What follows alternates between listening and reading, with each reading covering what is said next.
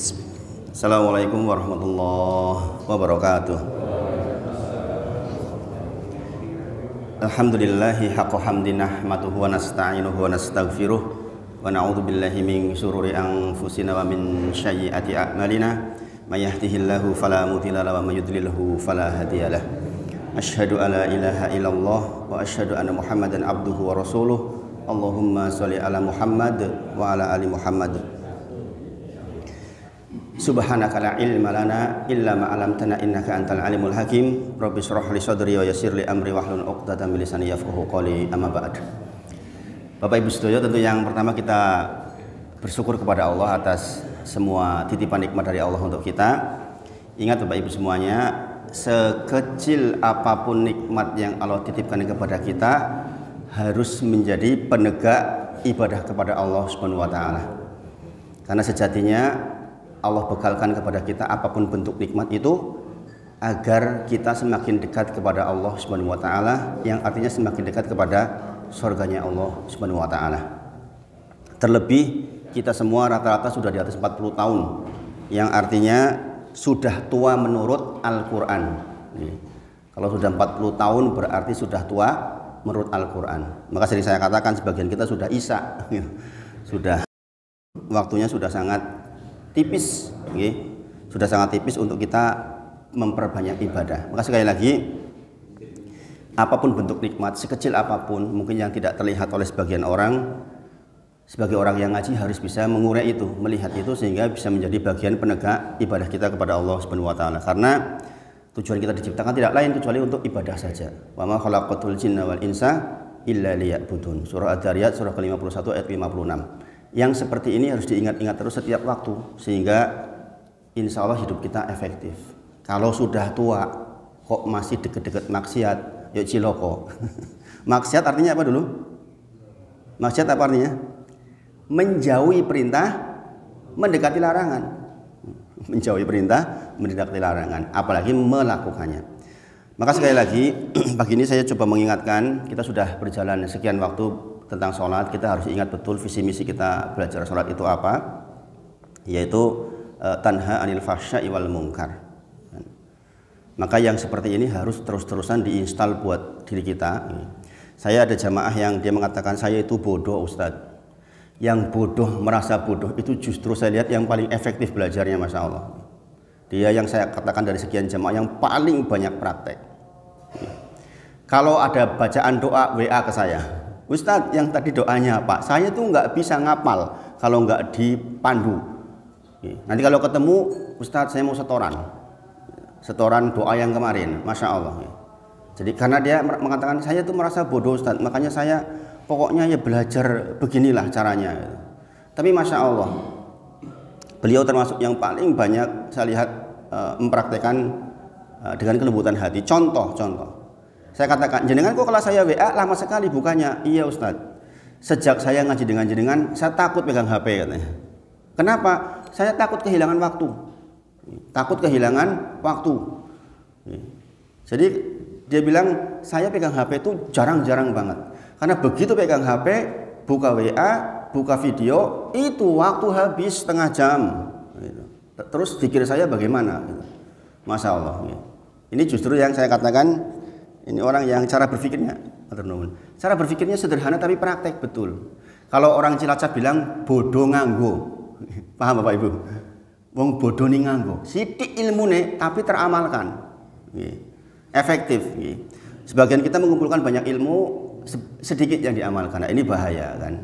Sebagaimana kita ingin menghindari dari al-maghdub alaihim, yaitu orang-orang yang dimurkai. Ghairil maghdubi alaihim waladdallin. Al-maghdub alaihim adalah orang-orang yang banyak ilmunya tetapi tidak mengamalkan ilmunya. Maka kita menghindari yang demikian Bapak Ibu. Menghindari yang demikian. Kita harus punya amal-amal andalan nih, amal-amal andalan. Makanya surga diberikan kepada orang-orang yang beriman dan beramal soleh. Beriman dan beramal soleh. Ilmu, iman, amal soleh. Amal soleh. Maka pastikan setiap ilmu yang kita miliki menjadi amal soleh. Sebagaimana saya duduk di depan seperti ini, kalau saya menyampaikan hal-hal yang tidak coba saya lakukan, resikonya saya pesan kapling di neraka, subhanallah. Maka mari kita betul-betul memohon kepada Allah agar pembelajaran kita membekas betul. Jangan lewat masa kemudian pembelajaran tidak membekas. Satu hal yang saya yakin jenengan sudah sangat paham dibahas oleh Ustadz Rosyid hafizallahu taala, semoga Allah menjaganya di hari Sabtu, yaitu tentang, harus ingat ini, saya ingatkan karena saya yakin sudah lama, yaitu tentang wasiat Nabi Muhammad SAW. Ada yang ingat tidak? Kitab Tauhid di awal-awal ini tentang apa yang diucapkan oleh Ibnu Mas'ud radhiyallahu anhu terhadap ayat di dalam Al-Quran, 3 ayat dalam Al-Quran yang dikatakan sebagai wasiat Nabi Muhammad SAW. Ayat apakah itu, Bapak Ibu? Ayat apa itu? Ayat yang dikatakan sebagai wasiat Nabi Muhammad SAW. Nabi Muhammad SAW meninggal tidak meninggalkan wasiat, Bapak Ibu. Tapi Ibnu Mas'ud mengatakan seandainya Rasulullah SAW meninggalkan wasiat, arti wasiat tahu nggih? Sesuatu yang sangat penting yang tidak mungkin dirubah karena pelakunya sudah meninggal. Jenengan berwasiat berarti jenengan akan melakukan sebuah tulisan yang tidak mungkin lagi dirubah, harus dilaksanakan oleh pewarisnya. Gitu? Gini apa nggih? Berarti penting banget tidak itu? Penting banget. Apa wasiatnya Nabi Muhammad SAW? Ini terkait dengan sholat kita juga, terkait dengan tujuan sholat kita juga. Surat apa itu Bapak Ibu? Dulu ngantuk sama Ustadz Rosyid. Itu di awal-awal kitab nih, di awal-awal masih di bab 1 kitab Tauhid. Sekarang sudah sampai berapa kitab Tauhid? Bab berapa? Terakhir kemarin bab berapa Pak? Masih di kitab Tauhid tuh? Dengan Ustadz Rosyid? Sudah bab berapa terakhir? 60? Totalnya 67 Pak. Totalnya 67 bab. Sudah bab berapa? Sudah tengah-tengahan lebih. Ya kalau udah terakhir berarti ya nek lali patut. Quran surah Al-An'am ayat ke 151 sampai 153. Ini yang dikatakan sebagai wasiatnya Nabi Muhammad SAW. Orang belajar sholat tuh harus ingat itu nggak mungkin enggak. Itu terkait. Ibnu Mas'ud mengatakan seandainya Rasulullah SAW meninggalkan wasiat, maka wasiat itu adalah apa yang disebut dalam Quran surah Al-An'am 151 sampai 153. Ini harus diingat-ingat Bapak Ibu sedaya. Ini apalagi udah belajar kitab Tauhid harus masuk. Jadi saya sampaikan pada panjenengan, saya belajar dulu seperti jenengan begini. Saya mulazamah seperti ini dengan ustadz-ustadz. Kebiasaan saya adalah ketika lewat ayat itu biasanya saya tulis kemudian saya hafal. Saya tulis, saya hafal. Makanya ayat-ayat di kitab Tauhid rata-rata saya hafal. Kenapa? Lah kalau dihafal saja belum tentu kita bisa efektif melaksanakan, apalagi kalau nggak dihafal. Mungkin jangan merasakan, ini apal abot banget. Minimal sering dibaca. Jadi ini Masya Allah nih. Ayat ini tuh ayat yang luar biasa. Saya ingatkan karena kita sedang belajar sholat yang diantara visi misinya tanha anil fahsya'i wal munkar. Uraian ayat itu Masya Allah nih. Masya Allah. Yang pertama terkait dengan penyembahan kita kepada Allah. Qul ta'alau atlu ma harrama rabbukum alaikum alla tusyriku bihi syai'a. ألا تشركوا به شيئا وبالوالدين إحسانا ولا تقتلوا أولادكم من إملاق نحن نرزقكم وإياهم ولا تقربوا الفواحش ما ظهر منها وما بطن ولا تقتلوا النفس التي حرم الله إلا بالحق ذلكم وصاكم به لعلكم تعقلون. Itu 151-nya. Jangan perhatikan itu. Apa pesannya? Jadi buah sholat jenengan itu pasti terkait dengan penyembahan total hanya kepada Allah, tidak berbuat syirik kepadanya. Maka tidak pantas orang sudah sholatnya rapi kok masih bersandar kepada selain Allah. Mustahil. Nggak nyambung Bapak Ibu sedaya. Termasuk kekhawatiran sebagaimana kita bahas di dalam usul salasah, seluruh kekhawatiran, ketawakalan, roja itu sandarannya hanya kepada Allah saja. Dan ayat semisal ini tuh banyak banget. Dan biasanya ayat seperti ini selalu dihubungkan dengan perbuatan baik kepada kedua orang tua. Gitu paketnya kan begitu. Jadi sembahlah Allah saja, jangan berbuat syirik, berbuat kepada orang tua ihsana. Masih ingat arti ihsana dibahas oleh Ustaz Rosyid mestinya? Apa arti ihsana Bapak Ibu? Ihsana artinya berbuat baik enggak cukup. Ihsana dalam bahasa Arab itu berbuat baik sebaik-baiknya. Beda dengan berbuat baik. Jadi kalau untuk orang tua itu berbuat baik sebaik-baiknya. Tolong ditukok ke beras sekilo, jenengan datang bawa 5 kilo, itu ihsana. Jadi kalau untuk orang tua begitu, berbuat baik sebaik-baiknya, itu berbeda dengan berbuat baik. Jadi produk kita belajar sholat fikih seperti ini menghasilkan ihsana seperti itu. Makanya saya katakan ayat ini tolong ditulis dengan tinta emas di hati panjenengan, karena ini pesannya Nabi Muhammad SAW seandainya dia berpesan. Makanya setiap akhir ayat katakan dzalikum wasaqum bihi la'alakum ta'qilun. Nanti ayat berikutnya dzalikum wasaqum bihi la'alakum tadzakkarun. Yang terakhirnya dzalikum wasaqum bihi la'alakum tattaqun. Itu persoalan wasiat Bapak Ibu sedaya.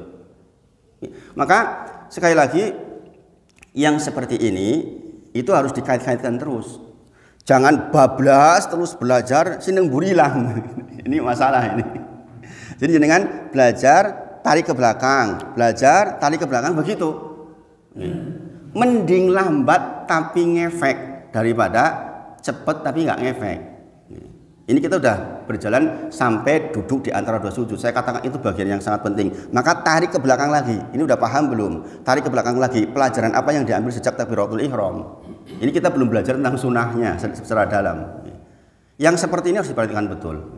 Coba Bapak Ibu sedaya, jangan perhatikan tuh di situ di ayat itu ada kalimat wala taqtulu auladakum min imlaq. Jangan pernah dengar enggak? Ada mahasiswa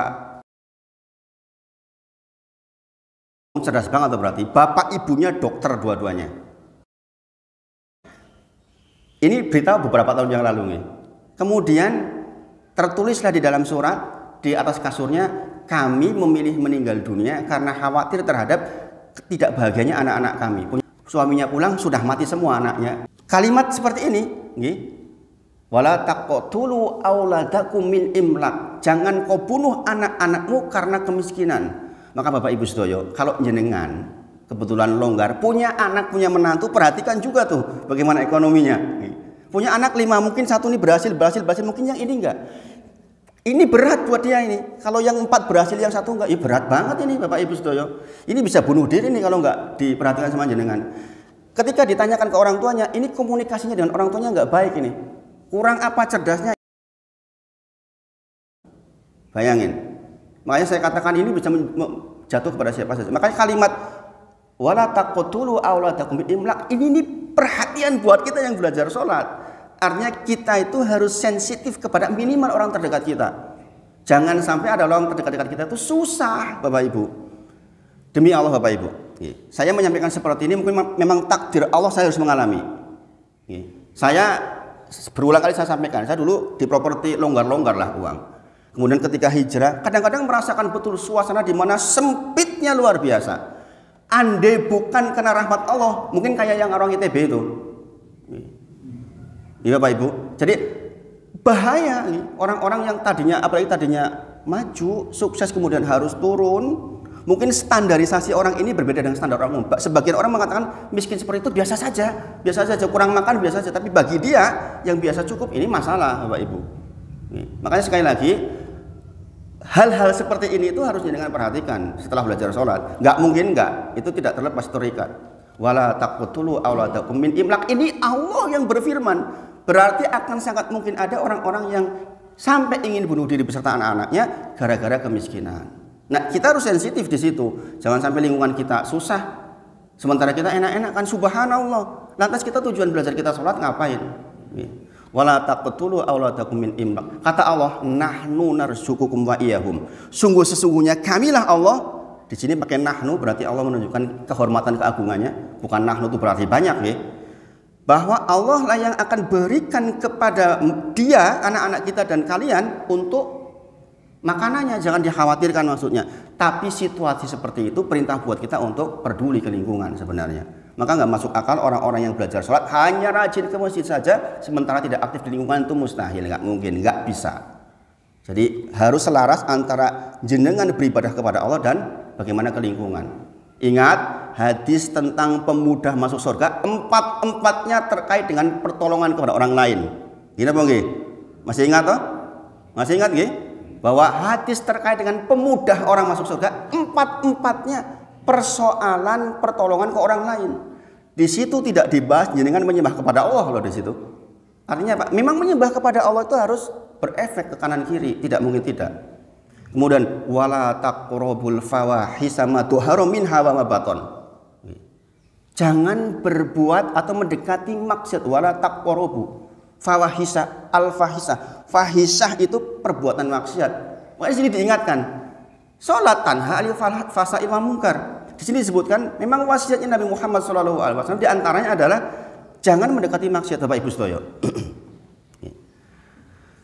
Yang namanya maksiat, mengapa menjadi satu di antara bagian yang dipesankan di dalam wasiatnya Nabi Muhammad SAW? Karena maksiat itu akan mengundang maksiat yang lain, Bapak Ibu. Sekali jenengan berbuat maksiat, maka maksiat itu akan mencari maksiat-maksiat yang lain untuk mengenai pelaku maksiat itu. Quran surah Asy-Syura 23 dalilnya. Quran surah Asy-Syura 23. Bahwa setiap perbuatan maksiat akan selalu mengundang maksiat yang lain. Ini dalil Asy-Syura 23 itu pakai dalil namanya mafhum mukhalafah, kebalikan. Karena di dalam Asy-Syura 23 dikatakan setiap perbuatan baik akan mengundang perbuatan baik yang lain, Bapak Ibu. Setiap perbuatan baik akan mengundang perbuatan baik yang lain kepada dirinya. Jangan perhatikan bahwa ketika jenengan berbuat baik kecil saja nanti bertumbuh tahu-tahu besar. Dari mulai mungkin jenengan mewakafkan satu tanah kecil, kemudian didirikan SD, kemudian jenengan berkembang ditangani oleh sebuah badan, kemudian jadi besar sekali. Demikian kalau kebaikan jenengan tanam itu seperti itu akan mengundang kebaikan yang lain. Kata Allah, wa may yaqtarif hasanatan nazid lahu fiha husna. Barang siapa yang melakukan kebaikan, maka Allah akan tambahkan dia kebaikan dan kebaikan lagi, diundang kebaikan ini. Nah, ini para ulama menyebut di dalam tafsirnya mafhum mukhalafahnya atau kebalikannya, berarti yang namanya keburukan akan mengundang keburukan yang lain. Ini terbukti Bapak Ibu. Sekali jenengan membiarkan putrone panjenengan deket-deketan sama laki-laki, mulai pegang-pegangan, dari pegang-pegangan mulai kemana, akhirnya terjadi masuk angin, melembung lah, kemudian akhirnya harus berusaha untuk dihilangkan, mungkin digugurkan, kalau nggak digugurkan kemudian lahir, dibuang, terjadilah pembunuhan, macam-macam itu. Sekali perbuatan maksiat didekat oleh jenengan dan dilakukan, maka terus akan dijebak oleh maksiat itu. Makanya sekali lagi di antara fungsi istighfar kemarin apa? Tolabul maghfirah, yaitu agar tidak menjadi dampak. Begitu jenengan berbuat dosa, Ali Imran 135, setiap orang muslim berbuat dosa langsung tutup dengan istighfar, menghindari begini nih loh. Menghindari yang begini nih. Betapa bahayanya kalau kita sudah terjebak dalam maksiat. Ada 8 hal. Ada 8 hal bahayanya maksiat. Kalau kemarin kita berbicara tentang dosa-dosa, maksiat secara khusus yang disebutkan di dalam Quran surah Al-An'am 151 itu, ini akibatnya salah satunya. Surah As-Saff ayat 5 terkait dengan hal yang semisal. Kemudian di antara bahayanya maksiat kenapa dipesan oleh Rasulullah akan dicabut kebahagiaan hatinya. Ini insya Allah saya bahas di pertemuan khusus insya Allah tentang persoalan bahayanya maksiat. Yang jelas itu menjadi bagian yang diwasiatkan oleh Rasulullah di dalam Quran surah Al-An'am 151. Wala taqrabul fawahisa ma tuhharu minha wa ma baton. Wala taqtulu nafsal ladzi dan jangan engkau bunuh seseorang illa bil haq, kecuali dengan hak. Hak di mana Bapak Ibu? Hak yang boleh membunuh itu siapa? Pemerintah. Jadi person per person itu enggak punya hak untuk membunuh, subhanallah. Makanya kalau ada alasan begini, mati yo dibalas mati, itu haknya pemerintah, bukan hak kita. Sesakit-sakitnya kita anggota keluarga kita dibunuh, tetap yang punya hak menegakkan hak adalah pemerintah. Jangan kita berlaku sendiri, pokoknya hukum alam terserah, pateni ya pateni ya, ini nggak boleh. Allah yang menyebut Bapak Ibu sedaya. Itulah mengapa orang yang dicintai oleh Allah, Quran surah Ali Imran 1:31 tentang bagaimana sesungguhnya sikap seseorang yang dicintai oleh Allah. Qul in kuntum tuhibbunallah fattabi'uni. Jikalau engkau merasa dicintai oleh Allah atau merasa mencintai Allah, kata Rasulullah, fattabi'uni, ikuti aku. Ini wasiatnya Rasulullah. Bagaimana mungkin kita hidup 60 tahun ditanya wasiatnya Rasulullah apa? Enggak ngerti, kan ini masalah Bapak Ibu. Lantas yang kita cintai itu siapa? Sekali lagi, ini saya sampaikan terkait dengan belajar salat kita karena dulu saya di Ma'had begini. Jadi nggak bablas saja belajar sampai salam, ngerti-ngerti rampung, tidak ada hal-hal yang membekas. Ini bahaya Bapak Ibu. Mungkin dengan perhatikan ini belajar fikih kok jauh banget. Memang begitu seharusnya. Saya belajar dulu awalnya. Yang selesai itu 5 orang. Yang jadi ustadz 1. Ada yang pinter, Masya Allah, dia menghafal bagus, tapi nggak bisa menerangkan. Ada yang 5 ini bagus, kalau ujian mesti bagus nilainya, tapi disuruh menerangkan bingung di depan ngomong apa ya gitu. Jadi yang seperti ini memang harus diperhatikan. Nah ini saya sampaikan kepada jenengan karena saya diamanai oleh guru-guru bahwa ketika belajar sholat itu harus diingatkan hal-hal begini, terutama tentang wasiat Nabi Muhammad SAW. Ayat berikutnya, coba dibacakan Pak Pardi ayat berikutnya, 152. Wala taqrabu malal yatimi.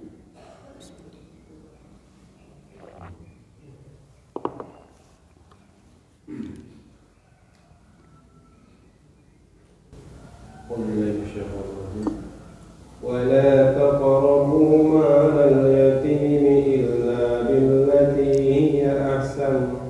هي أحسن حتى يبلغ أشده وأوفوا الكيل والميزان بالقسط لا تكلف نفسا إلا وسعها وإذا قلتم فاعدلوا ولو كان ذا قربى وبعهد الله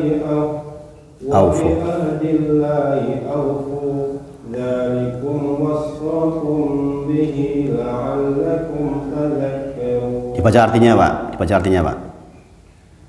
Dan janganlah kamu mendekati harta anak yatim kecuali dengan cara lebih bermanfaat sampai dia mencapai usia dewasa, dan sempurnakanlah takaran dan timbangan dengan adil.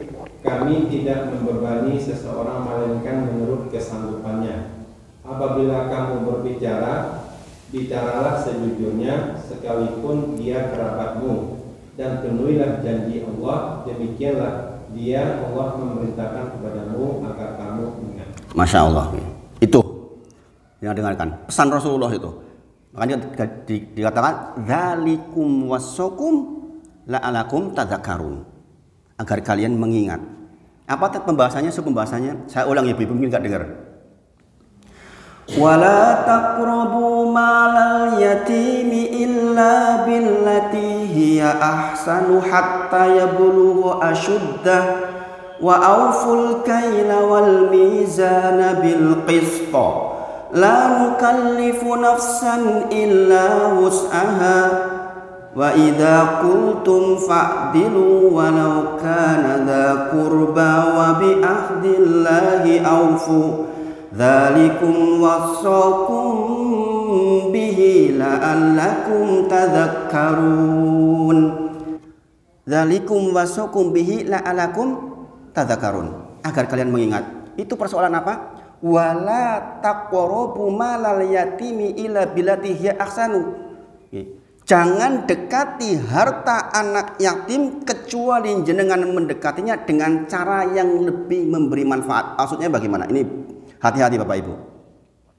Kalau jenengan punya saudara meninggal, saudara itu meninggalkan harta yang banyak untuk anaknya yang masih kecil, maka kewajiban jenengan saudaranya hanya boleh mendekati harta saudara panjenengan itu dengan cara yang lebih baik. Para ulama menyebut, maksudnya cara yang lebih baik adalah dikembangkan. Karena kalau enggak nanti habis dimakan apa? Kalau turun nilai namanya apa? Turunan nilai uang karena apa? Namanya Bapak Ibu. Apa namanya Pak? Inflasi. Maka kewajiban saudaranya menjaga ini. Menjaga harta ini diolah agar nilainya minimal sama. Ketika nanti anak itu dewasa, dia menerima sebagaimana dari orang tuanya. Paham maksud saya Bapak Ibu? Kita tahu inflasi bisa sampai berapa persen? 7%, 8%. Dulu beras harganya berapa, sekarang berapa? Dulu rumah harganya berapa? Saya jualan rumah dengan Pak Gunawan dulu masih harga berapa Pak Gunawan? Masih 90-an gitu. Sekarang rumah yang saya jual udah kemarin dijual sama pembelinya udah 450. Rumah yang sama Bapak Ibu. Di Merajan sini. Dulu beli sama saya cuma 97. Dijual 2 tahun yang lalu udah 450. Artinya kalau saudara panjenengan meninggalkan uang 1 miliar sekarang, anaknya dia, ponakan kita masih umur 7 tahun, 5 tahun, sampai dia dewasa umur 17 tahun, sudah tinggal berapa 1 miliar kalau nggak diurus. Paham Bapak Ibu? Maka dikatakan wala taqrabu malal yatimi kecuali dengan yang ahsan, yang lebih baik. Kemudian disebut tentang timbangan. Ini timbangan umum Bapak Ibu. Tentang timbangan disebut, ini menjadi pesan Nabi Muhammad SAW tentang timbangan. Ini mohon maaf ya, saya ngulang Ustaz Rosid ini sebenarnya ini. Tapi saya wajib mengingatkan yang seperti ini. Jadi kalau pertengahan belajar sholat dulu saya diingatkan, nanti ingatkan tentang wasiat Nabi Muhammad SAW. Tapi sepertinya jenengan juga udah ber lupa kayaknya. Lupa apa dulu ngantuk. Ini dibahas berarti berapa bulan yang lalu? Beberapa tahun yang lalu nggih. Kalau jenengan lupa ya wajar, makanya saya ingatkan. Kemudian tadi dikatakan kalau engkau bicara berhukum maksudnya, harus berbuat adil walau kana dza qurba, meskipun itu kepada saudaranya dengan jangan karena saudara dengan belain padahal salah. Itu maksudnya Bapak Ibu. Elak sedulurku, ya ora lah maksud dihukum. Ini masalah ini. Ini pesannya datang dari Allah langsung yang disebut sebagai pesannya Nabi Muhammad SAW. Masya Allah Bapak Ibu. Kemudian dikatakan jangan khawatir, Allah nggak akan menguji di atas kemampuan kita. Dan pertanyaan sekarang, kok ada orang bunuh diri? Katanya diuji tidak di luar batas kemampuan kita. Lah itu di luar kemampuan. Nah tadi bunuh diri, bagaimana kalau begitu pertanyaannya? Itu berlaku buat orang-orang yang beriman, Bapak Ibu. Maka dikatakan iman yang didahului dengan ilmu. Kalau andai dia beriman tidak sampai bunuh diri Bapak Ibu. Karena apa? Yang sampai lewat batas itu orang-orang nggak beriman Bapak Ibu. Makanya dikatakan sabiqu ila magfiratin min rabbikum wa jannah arduha ka ardis sama'i wal ard uiddat lilladina amanu billahi wa rasulihi. Memang surga itu disediakan untuk orang-orang yang beriman kepada Allah dan Rasulnya. Jurusannya kemana kalau bunuh diri? Jurusannya neraka. Walaupun kalau dia punya la ilaha illallah insya Allah akan dientaskan pada akhirnya. Tapi neraka dulu. Maka dikatakan uiddat lilladina amanu billahi wa rasulihi, jelas. Jadi kalau yang keluar batas-batas jadi tidak beriman. Padahal kita tahu iman awalnya dengan ilmu. Ayat terakhir Pak dibacakan Pak. 153 nggih. Wa anna hadza sirati mustaqiman fattabi'u wa la tattabi'us subula fatafarraqa bikum an sabili dzalikum wasaqakum bihi la'allakum tattaqun. Artinya Pak, dan sungguh inilah jalanku yang lurus, maka ikutilah, jangan kamu ikuti jalan-jalan yang lain yang akan mencerai-beraikan kamu dari jalannya. Demikianlah dia memerintahkanmu kepada Demikianlah dia Allah memerintahkan kepadamu agar kamu bertakwa. Lihat closingnya. La'allakum tattaqun. Ini adalah kontradiksinya dari maksiat tadi. Bertakwa artinya kita berusaha melaksanakan perintah, menjauhi larangan. Maksiat sebaliknya. Apa berarti maksiat? Mendekati larangan, menjauhi perintah. Maka pesan Nabi Muhammad SAW dalam ayat ini jelas. Terakhir di closing dengan la'allakum tattaqun, dan itulah jalan yang lurus. Wa anna hadha sirati mustaqiman fattabi'uhu wa la tattabi'us subula fatafarraqa bikum an sabilihi dzalikum wassaqum bihi la'allakum tattaqun. Merinding saya bacanya Bapak Ibu. Jadi sebenarnya Bapak Ibu sederhana. Dari sekian pesan ternyata ujung-ujungnya kita itu disuruh bertakwa. Dan kita tahu derajat seseorang di sisi Allah ketakwaannya. Sungguh alangkah tidak adilnya Allah seandainya manusia diukur dengan kepintarannya. Enggak semua orang pintar. Sungguh menyedihkan kalau ternyata yang diukur kekayaannya. Enggak semua orang kaya, banyak orang pintar miskin. Teman-teman saya Bapak Ibu enggak percaya dengan kehidupan saya sekarang. Orang mungkin wahid nganti kekurangan uang, wah mustahil banget sih. Masa sih gitu. Ketika melihat keadaan saya sekarang setelah hijrah dan sebagainya itu, mereka melihat rumah saya sudah bingung kok. Tapi banyak hikmah yang saya terima dari Allah justru di dalam kekurangan, saya katakan Bapak Ibu. Makanya saya katakan sungguh di sisi Allah ketakwaanlah yang akan menjadi nilai. Jadi kita nggak perlu menjadi orang yang berbangga-bangga dengan kekayaan kita yang kita miliki. Ingat, setiap nikmat sekecil apapun adalah penegak ibadah kepada Allah Subhanahu wa taala. Jelas kan nggih? Bahwa setiap nikmat apapun bisa melihat penegak, bisa mendengar penegak ibadah, diberi kekayaan penegak ibadah. Memang kebutuhan kita berapa Bapak Ibu? Ini saya kisahkan kepada panjenengan ya. Ini beneran terjadi ini. Masya Allah. Anak saya pulang dari pondok. Saya hari ini bukan termasuk orang yang pegang uang banyak kayak dulu. Ketika anak pulang dari pondok, namanya perempuan itu banyak kebutuhannya. Dan hari ini saya tidak pernah menyimpan uang di rumah lebih dari 2 juta, enggak pernah. Enggak pernah lebih dari 2 juta. Jadi uang cash yang saya pegang paling banyak itu 2 juta sejak hijrah. Kadang-kadang tidak sampai segitu. Anak pulang otomatis kalau laki-laki sedikit, kalau Amar sedikit kebutuhan, ya pulang 500.000 cukup. Tapi kalau Azizah dan Aisyah yang softtek lah, yang inilah, yang pewangi lah, yang untuk muka lah, wah semacam perempuan begitu nggih. Gini Bang nggih. Sama ibunya ya dihitung-hitung belanjanya. Kadang-kadang menyebutkan harus ini. Ya. Orang tua hanya ya saja kan. Pulang kemarin, Ahad kemarin. Akhirnya belanja pas 2 juta, habis uang kita. Kita nggak pegang uang sama sekali hari itu, Ahad, malam Senin. Kemudian malam Senin saya istirahat, malam Senin saya nggak ngajar. Istri yang ngajar tahsin. Jadi istri saya ngajar tahsin Pak Pardi. Sekarang tiap malam Pak Pardi, dari jam 7:30 sampai jam 10. Dalam rangka untuk menghilangkan buta huruf Al-Quran di kampung. 24 sekarang siswanya. Semangat banget ibu-ibu, Masya Allah. Gratis insya Allah. Kemudian saya pulang dari sholat isya di masjid. Saya gantian. Begitu saya pulang, motor nanti dipakai istri untuk ngajar tahsin. Di depan rumah, duor, bleduk. Bagian belakang motor, alhamdulillah, innalillahi wa inna ilaihi raji'un fi musibati fakhruli wa minha. Paham nggih Bapak Ibu? Saya menyebutkan itu paham nggih? Begitu kita dapat musibah, innalillahi wa inna ilaihi raji'un. Sesungguhnya semuanya milik Allah, akan kembali kepada Allah. Allah majurni fi musibati fakhruli wa minha. Ya Allah, jadikan musibah itu pahala buatku dan gantikan dengan yang lebih baik.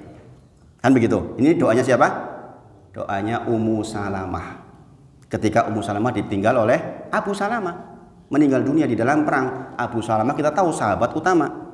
Rasulullah katakan kepada Ummu Salamah, berdoalah Allahumma jurni fi musibati fakhluf li khairan minha.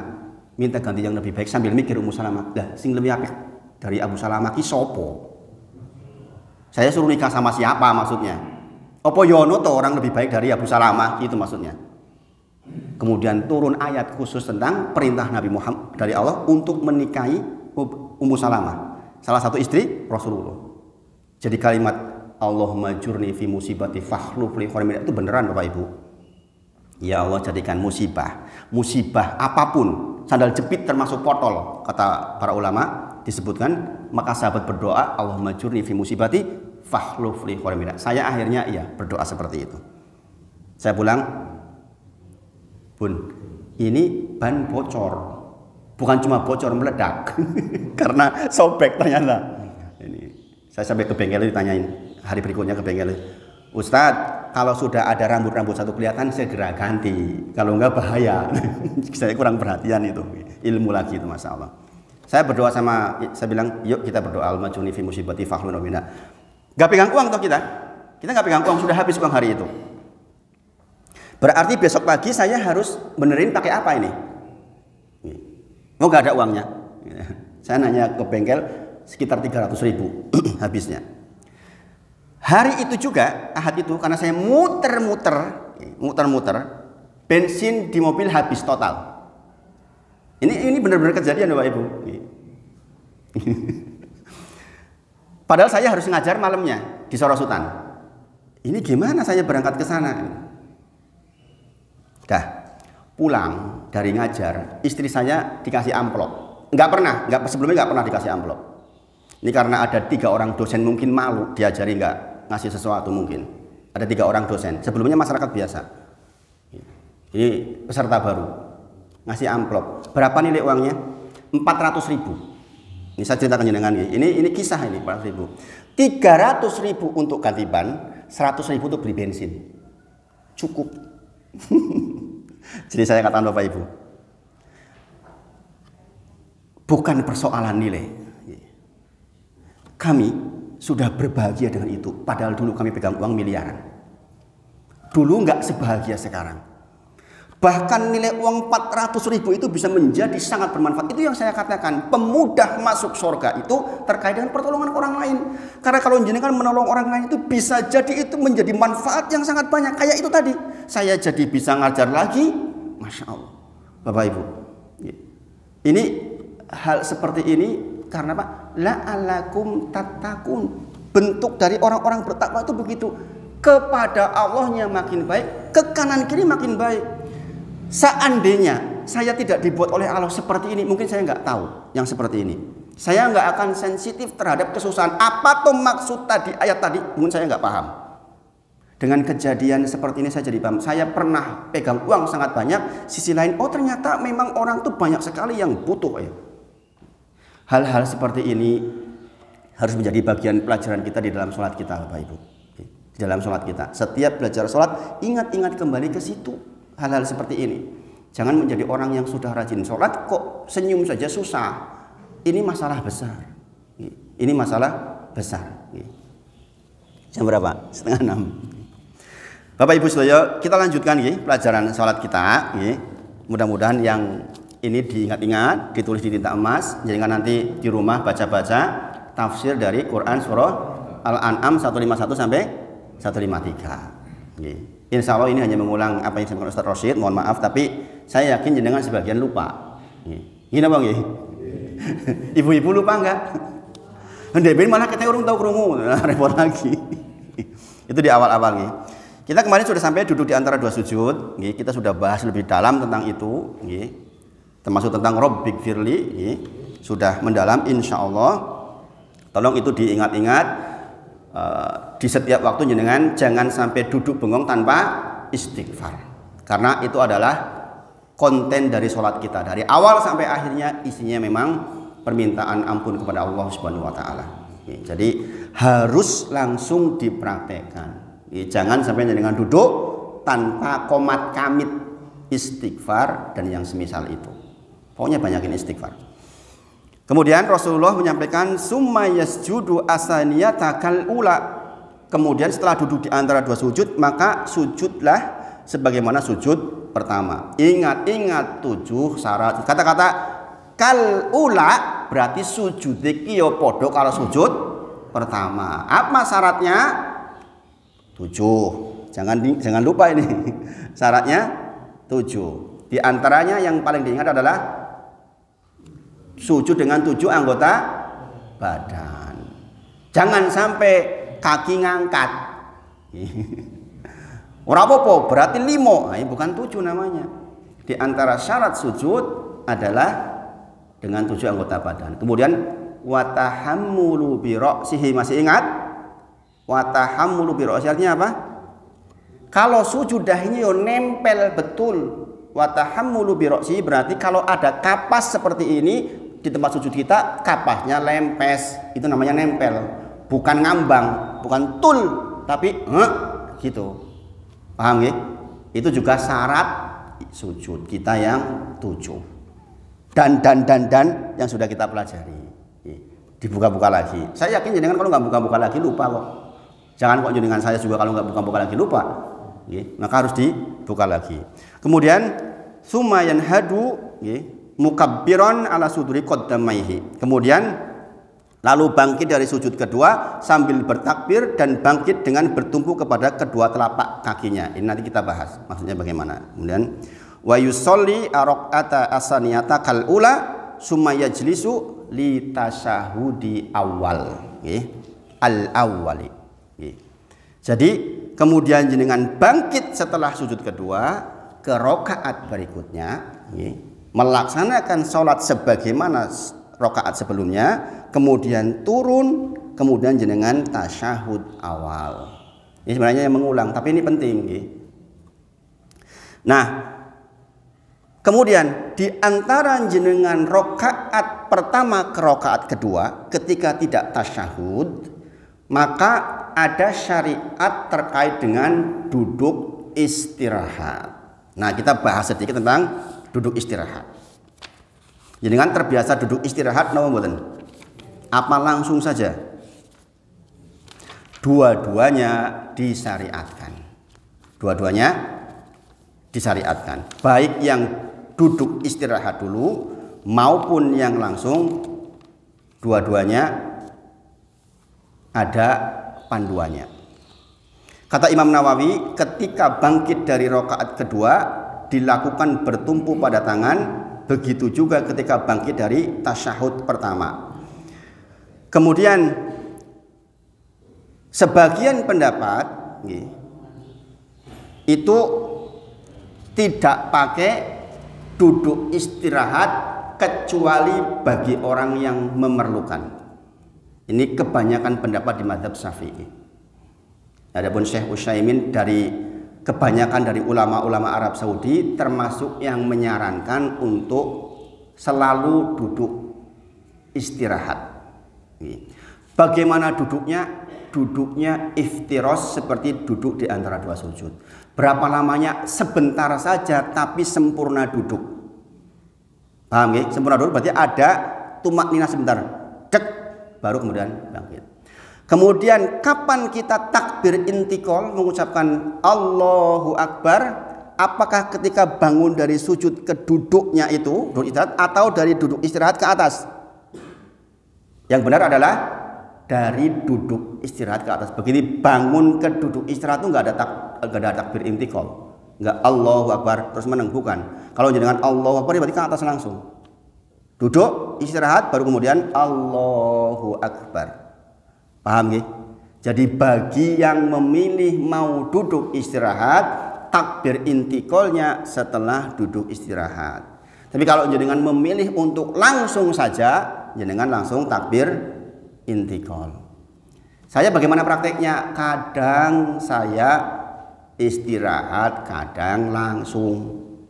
Setiap kali ada dalil yang dua-duanya relatif kuat, biasanya saya praktek dua-duanya, Bapak Ibu. Dan saya pasti melihat lingkungan sekitar pakai apa untuk mendekatkan diri kepada jamaah yang lain. Nek iso ora beda ki ora beda. Sepanjang ada dalilnya.